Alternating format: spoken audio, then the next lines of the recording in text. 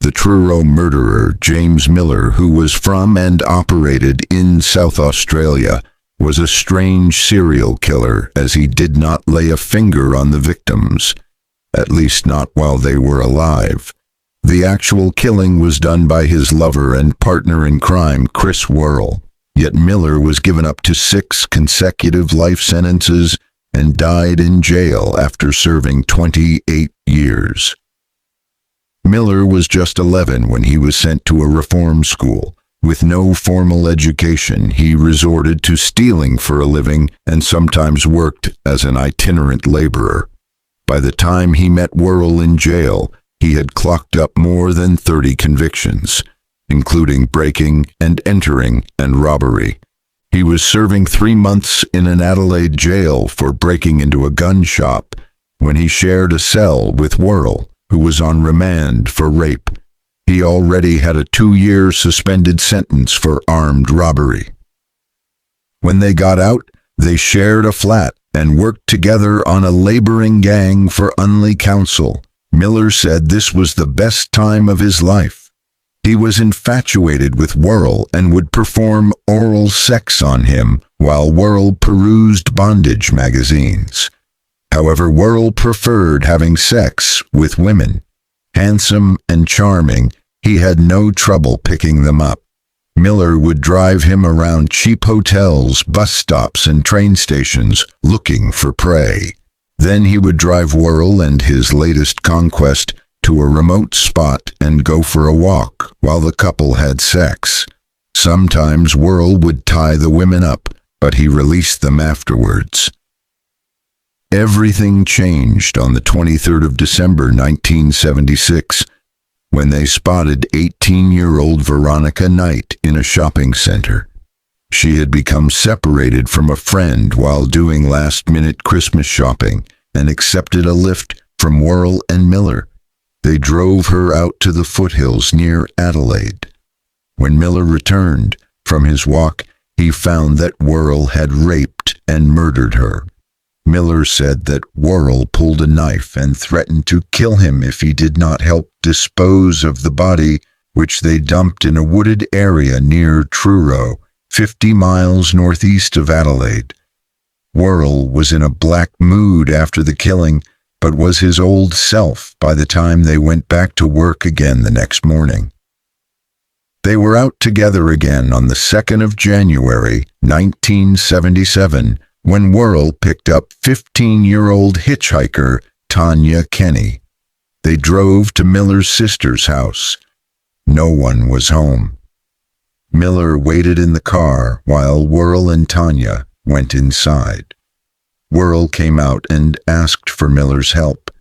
Inside, he found Tanya dead, wearing just a shirt, bound with rope and with a plaster over her mouth. Again, Miller helped Worrell dispose of the body in a shallow grave behind a rifle range in Wingfield. On the 21st of January, they picked up 16-year-old Juliet Mikita. When Worrell tried to tie her up, she resisted, but he overpowered her. Miller got out of the car. He was a little way down the road when he heard voices. He turned to see that Juliet had somehow freed herself and had got out of the car. Worrell gave chase, felled her, and began strangling her with a rope. Miller said he tried to stop Worrell killing her, but he was too strong. They dumped her body out near Truro, too, covering it with leaves and branches. On the 6th of February, Worrell picked up 16-year-old Sylvia Pittman at Adelaide Station. They drove her to the Windong area. Miller went for his usual walk. When he returned, Sylvia's body lay under a blanket on the back seat. She had been strangled with her own tights. The following day, Worrell picked up 26-year-old Vicky Howell at Adelaide's main post office and asked Miller to meet him there. Miller said he thought that Worrell would not murder Vicky as she was older than the others. He was wrong. He strangled her on the back seat of the car. Miller was furious and asked Worrell why he had done it. He offered no excuse and simply told Miller to drive to Truro, where they dumped the body.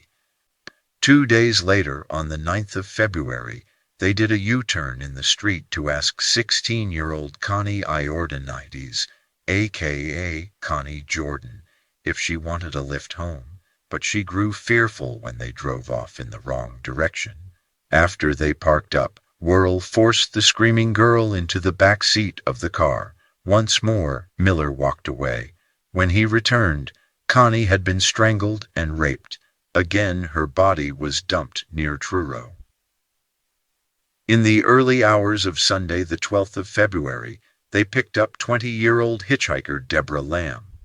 Worrell suggested that they take her to Port Gawler, and the girl allegedly accepted the ride.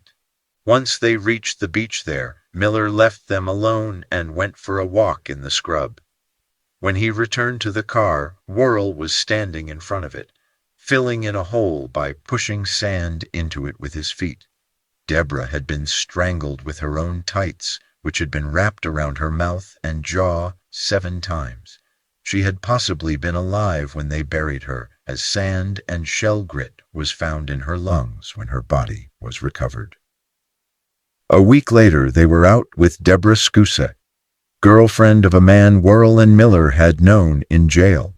She and her boyfriend had split up, so to cheer her up, Worrell and Miller suggested taking her to Mount Gambier, but Worrell became moody and they returned early. Worrell had been drinking and was driving recklessly. There was an accident. The car turned over and Worrell and Debbie Scusa were killed. Miller survived but injured his shoulder and was taken to hospital with shock. He was distraught. His one and only friend was dead. At the funeral, Worrell's girlfriend Amelia mentioned that she thought he had had a blood clot on his brain. This prompted Miller to tell her about Worrell's thrill killing, suggesting the clot was responsible for the moods that had led him to kill. Miller confessed his part in the crimes. "I did the driving and went along to make sure that nothing went wrong," he told Amelia. "They had to be done in so they would not point the finger at us. If you don't believe me, I will take you to where they are. It was getting worse lately. It was happening more often. It was perhaps a good thing that Chris died." Not only had Worrell killed around Adelaide in South Australia, he also told Amelia that Worrell had done away with 2 in WA, Western Australia. Disbelieving, she kept quiet about what Miller had told her for another 2 years. "I only had suspicions, but suspicions are not enough to go to the police," she said. "I had no facts. I suspected that it was the truth, and I didn't want to go to the police."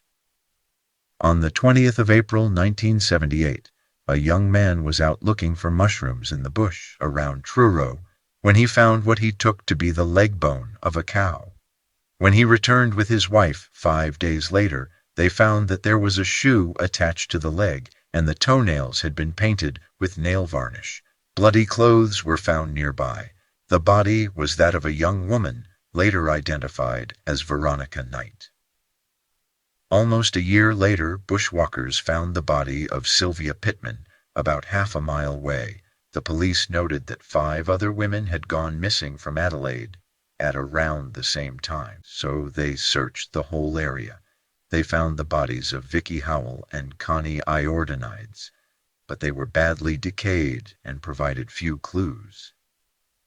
The police put out an appeal for help, offering a reward of $30,000. They were contacted by Amelia, though she initially called herself Angela to disguise her identity. She said that she had a friend called James Miller, who said he and Worrell had dumped the bodies near Blanchetown and had only made the connection when a map of where the bodies had been found was printed in the newspaper. He had told her, she said, that the victims were only rags and weren't worth much, and that one of them had actually enjoyed being raped and murdered. Miller was tracked down to a shelter for the homeless. He denied knowing Amelia until he was confronted with a photograph showing the 2 of them together. They were pictured with Worrell. Even then, he said that Amelia was lying and insisted she was only after the reward. Then he had second thoughts and said, "Maybe she's done what I should do. Can I have a few minutes to think about it?" During 6 hours of questioning, Miller told the police that Worrell had committed each of the murders, but he was not to blame. "I drove around with Chris and we picked up girls around the city," he said. "Chris would talk to the girls and get them into the car, and we would take them for a drive and take them to Truro, and Chris would rape them and kill them. But you've got to believe that I had nothing to do with the actual killings of those girls." Miller said he was powerless to do otherwise, as he was hopelessly in love with Worrell. Then he said, "There's 3 more. I'll show you."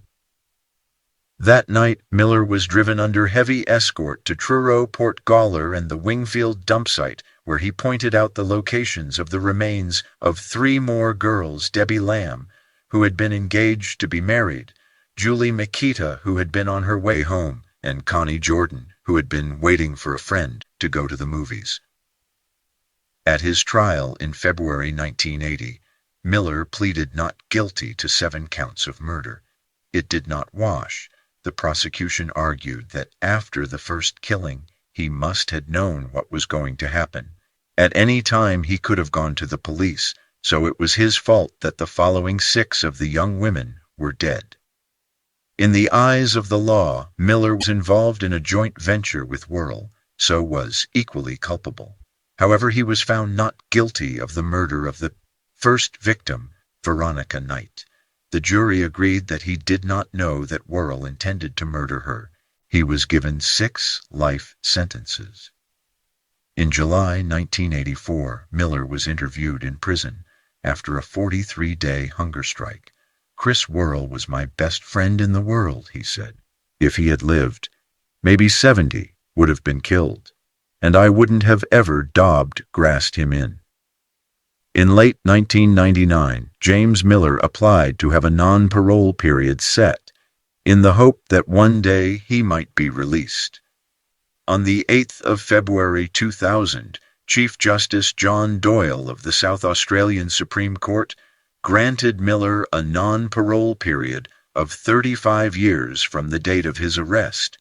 He would have been eligible for parole in 2015, but he died of terminal cancer in 2008, one of Australia's longest-serving prisoners.